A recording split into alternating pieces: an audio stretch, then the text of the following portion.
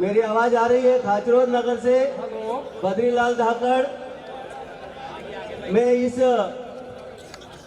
32वें राष्ट्रीय अधिवेशन में समस्त पधारे हुए समस्त लोगों का अभिवादन करता हूं, वंदन करता हूं, अभिनंदन करता हूं। मेरा एक सुझाव है कि हम अधिवेशन करते हैं, पदाधिकारी बनाते हैं, पर वो पदाधिकारी कहीं भी प्रवास नहीं करते हैं। प्रवास करके बिना ये अधिवेशन सफल नहीं है। मैंने एक बार प्रेम नारायण जी पटेल साहब से भी निवेदन करा था कि जितना आप अधिवेशन करते हो सब करते हो, पर एक प्रवास या बैठक या मीटिंग कुछ नहीं होती है। यहाँ बैठ के अपन अध्यक्ष बना देते हैं, उपाध्यक्ष बना देते हैं। समाज में उसका क्या संदेश जाएगा ये तो आप जाने। जय हिंद, जय भारत। हेलो, मैं डॉक्टर अमर सिंह धाकड़। हम लोगों ने धाकड़ समाज के उत्थान के लिए और तीनों वर्गों को मिलाने के लिए एक धाकड़ समिति गठित की है। ये भारतीय धाकड़ माइक यहाँ ले आइए ऊपर, भारतीय डॉक्टर्स एसोसिएशन, माइक ऊपर ले आइए।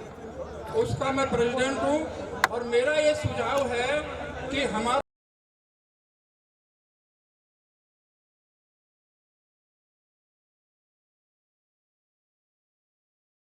माइक होगा कि सबको पूरे हमारे जाति का विकास हो, वो तभी संभव है जब जाके प्रोफेशनल्स जैसे डॉक्टर्स, इंजीनियर, वकील, इन सबको इंक्लूड किया जाए, पुलिसमैन को इंक्लूड किया जाए और हर तरह के बुद्धिजीवी वर्ग को इंक्लूड किया जाए। कोई अध्यक्ष पद के लिए नहीं, डिफरेंट टाइप के पद क्रिएट करो और उसमें करो, और हर 3 महीने में इसकी मीटिंग होनी चाहिए। एक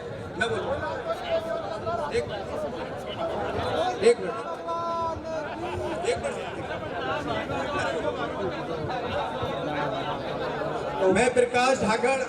हेलो, माइक दोनों ले आओ यहाँ पे। भाई साहब 1 मिनट बस, मैं आखिरी बोलूंगा। कोई बात नहीं। मैं प्रकाश धाकड़ आगरा उत्तर प्रदेश से आया हूं और आप सभी राष्ट्रीय पदाधिकारीगणों से निवेदन करना चाहता हूं। श्री धाकड़ महासभा, ये जो शब्द लिखा है इसको देखकर मैं गौरवान्वित तो होता हूं। मैं यूपी की धरती आगरा से आया हूं, लेकिन मुझे इस बात की खेद है। तुलसीराम जी ने कहा था कि ये जो अधिवेशन चालू किया गया था तो खुन्नी सिंह जी ने इस अधिवेशन को 4-6 लोगों ने चालू किया था। लेकिन मुझे इस बात का खेद है कि मैं आगरा से 5-7 लोगों के साथ में आया हूं और आने के बाद में ना कोई बोलने का मौका मिला, ना आगरा के लोगों के बारे में कुछ कहने का मौका मिला। मैं इसलिए आपसे निवेदन करना चाहता हूं कि जब हम वहां पर जाएंगे उस जगह आगरा, तो हम उनसे क्या कहेंगे, उनसे किस तरीके से कहेंगे, क्योंकि आप राजनीति भी करते हो और राजनीति में कभी कभी ऐसा होता है कि पार्टी की तरफ से लोग लगाए जाते हैं। और अगर उस जगह पे मैं जाके कहूंगा कि भाई साहब आए हैं, तो वो क्यों किस तरीके सम्मान करेंगे। इसलिए मैं कहना चाहता हूं कि अभी ऐसा हुआ है भरतपुर संभाग में, अगर कोई पूर्ण रूप से ढाकर शब्द लगाते हैं तो 100% अगर ढाकर शब्द लगाने वाले आगरा उत्तर प्रदेश से और राजस्थान संभाग से भरतपुर से लगाते हैं। बाकी मैंने सबको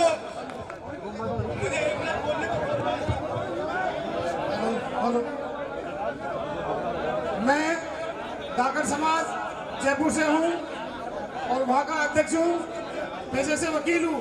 पिछली सरकार ने धाकड़ समाज को। भाई साहब माइक लेके आना यार नीचे से।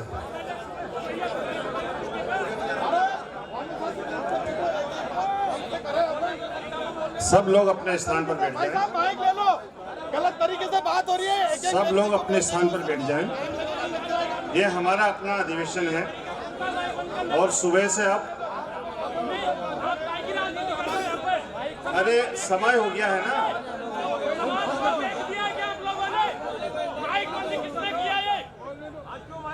नहीं, समाज की गद्दारी करोगे आप लोग।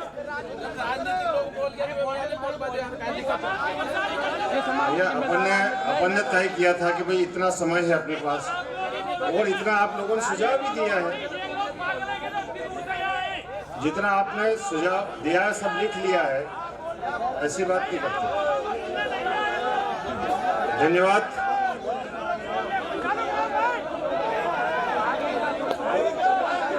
इस सत्र को क्या रात भर चलाना है अपने बता दो। चलो चालू कर दो। चालू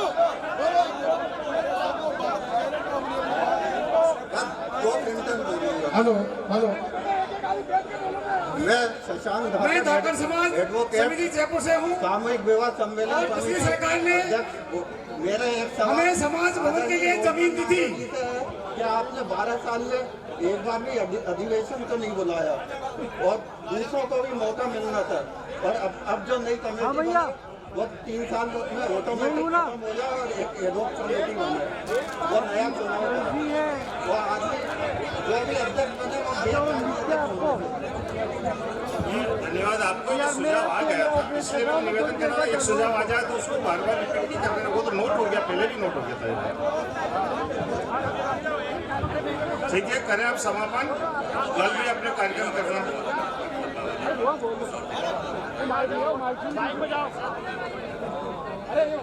हेलो, एक वक्तव्य जो था वो गलत बोल दिया गया था कि गोपेतुल्लागंज में जो धाकड़ समाज की 3 एकड़ जमीन है, वहाँ पर 7200 स्क्वायर फीट पे समाज के लोगों ने और मैं निर्माण समिति के अध्यक्ष ने मिलकर उस बिल्डिंग को बनाया था, ना कि मैंने 7 एकड़ जमीन खरीद को उसको दी थी। हमारे एक वक्तव्य ने बोल दिया था कि ये फर्जी बात है। वो कोई फर्जी बात नहीं थी, वो उनको गलत बोलने में आ गया था इनको। धन्यवाद। देखिए हेलो, ये अपना कार्यक्रम है ना। ये लास्ट बार मेरी बात सुन लीजिए 2 मिनट। माननीय संचालक महोदय जी, हेलो भाई साहब नमस्कार जी, मैं धाकर समाज समिति जयपुर का अध्यक्ष हूँ, पेशे से वकील हूँ। हमने पूरे समाज के लोग जयपुर में रहते हैं, सभी जगह के सभी लोगों ने प्रयास किया होगा। हमारे प्रयास से पिछले सरकार में कुछ जमीन मिली थी और धनी दल बोर्ड कल्याण का गठन हुआ था। अब वो जमीन पे रोक लगी हुई है प्रेजेंट में। हमारा निवेदन है कि कल सीएम साहब आएंगे तो उनको या तो वो हम प्रस्ताव पत्र लेके आए, या तो नई जमीन दें, या तो किसी जमीन दी उसको हमें पत्र जारी करें। इतनी सी बात। जय धरणीधर भगवान की। सभी धाकर समाज से मेरा निवेदन है, आप एक सभ्य समाज के नागरिक हो, पहली बात हो, और आप लोगों ने जो राष्ट्रीय अधिवेशन है ना, इसकी गरिमा को रखना चाहिए। आप लोगों के ऐसे व्यवहार से बताओ पूरे देश से और हर राज्य से जो सामाजिक लोग आए वो आपके विषय में क्या विचार करें। अरे ये कोटा की वो धरती है जहाँ पे हमेशा राष्ट्रीय अध्यक्षों का निर्वाचन हुआ है, और आप लोग इस तरह का व्यवहार यहाँ पे राष्ट्रीय कार्यकारिणी के बीच में करोगे ना तो अच्छी बात नहीं। इसलिए सभ्यता का परिचय दे। जिन लोगों को बोलना था वो बहुत कुछ बोलने और मैं आपसे निवेदन करता हूँ हमारे राष्ट्रीय अध्यक्ष जी के विचार सुने, और सब लोगों से निवेदन है कि बिल्कुल शांति से सुने और अपने समाज का अच्छा परिचय दे। मैं नरेश धाकड़ शोभू। बोलिए धरणीधर भगवान की। मैं जावत से आया हूँ, और मैडम एक मिनट मेरी बात सुनिए, मैं 2 मिनट में बात खत्म कर रहा हूँ। मैं सारे बड़े बड़े नेता बेटे में नाम नहीं लूंगा, और मैं ये कहना चाहता हूँ कि मैं जावत विधानसभा का हूँ। मेरे को डीपी धाकड़ जी ने हमने लड़ाई लड़ी। मैं कहना चाहता हूँ 60 बीघा जमीन थी मेरी, लगभग 6 करोड़ तो कलेक्टर ने रेट बोली थी उसकी, और मेरे साथी मेरी लड़ी में यही सब मौजूद है। मैं एक कांग्रेसी हूँ। क्या होता है कांग्रेसी के साथ, जब कोई अत्याचार होता है तो बीजेपी के पदाधिकारी बोलते हैं, फोन करते तो भाई साहब मैं तो बीजेपी में हूँ। तो ये बात सही है कि नहीं है, बताओ। तो जब बीजेपी में हूँ तो भाई साहब कांग्रेसी कोई पदाधिकारी नहीं था। फिर डीपी भाई और हमने लड़ाई लड़ी। फिर ओम प्रकाश सकलेचा हमारा मंत्री है, 151 से कार्रवाई चालू हुई और जिला बदर हूँ, और मेरे खिलाफ एक भी केस नहीं है किसी के साथ मारपीट का। लेकिन पटवारी ने मेरे खिलाफ शिकायत, शासकीय जमीन पे कब्जा, 70 साल से मेरी 35 बीघा जमीन मेरे नाम पे है, रजिस्ट्रियां लेके घूम रहा हूँ। इतना अत्याचार हुआ, मैं मेरे लिए नहीं बोल रहा हूँ। मैं चाहता हूँ कि अगली बार किसी के साथ अत्याचार हो, मेरी जमीन नहीं चाहिए, मेरे पास 100-200 बीघा और है, लेकिन मैं चाहता हूँ ऐसा किसी के भी साथ अत्याचार ना हो कि जब उसको कोई तकलीफ आए तो पदाधिकारी बोले कि मैं बीजेपी का हूँ, तुम कांग्रेसी हो। उसके बाद मेरे समाज के लोगों ने कहा, बिल्कुल उसके इन भाई साहब की भी बोल दूंगा मैं, वो अपने समाज के लोगों, रोडमल जी, अपने समाज के लोगों ने कहा शिवराज जी धाकड़ समाज के हैं, उनके पास जाइए। तो मैं उनके पास भी गया, तो फिर उनसे मिला तो उन्होंने कलेक्टर साहब को फोन किया, उन्होंने कहा कांग्रेसी है।